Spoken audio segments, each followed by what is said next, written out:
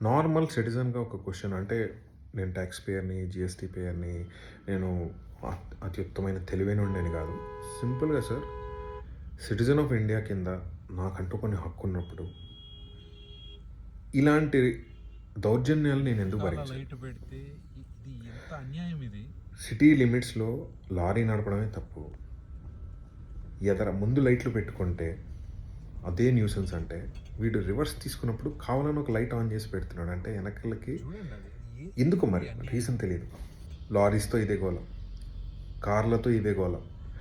High beam or low beam. చాలా మటుకు high beam వేసుకుంటున్న వాళ్ళకి ఏంటంటే అడ్జస్ట్‌మెంట్లు తెలిసిన వాళ్ళు ఇష్టానుసారం హై బీమ్, లో బీమ్ కొడుతున్నారు.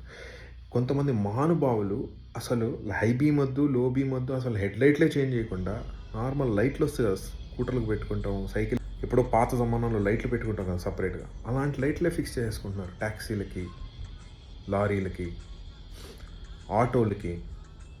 అంటే ఒక కామన్ మ్యాన్ బతుకు ఇంత హెల్ప్‌లెస్సా? వాడు హెడ్ లైట్స్ ఆఫ్ చేసుకొని ఇంత హెల్ప్‌లెస్‌నెస్సా? నేనేం అడగను సార్. మాతో జీఎస్టీ ఎందుకు కట్టించుకుంటున్నారు? ట్యాక్స్, గీక్స్ ఇవన్నీ వద్దు, వద్దు. మాకు ఇవన్నీ వద్దు sir. Why you making us feel so little? ఇంత తక్కువడివి నువ్వు అనే కామన్ మ్యాన్‌కి ఎందుకు? ఎందుకు ఈ ఫీలింగ్? ఏంటి అన్యాయం ఇది? జస్ట్ ఇప్పుడు ఎడిట్ చేసినప్పుడే నాకు కళ్ళలో గుచ్చుకుంటుంది light. I can see the light on my screen. Flashes పడుతున్నాయి ఇట్లా. మంది మహానుభావులు దీన్ని సివిక్ సెన్స్ అంటున్నారు. If this reel reaches to that sincere officer, please solve this problem. చిన్న విషయం, సాల్వ్ ఇట్.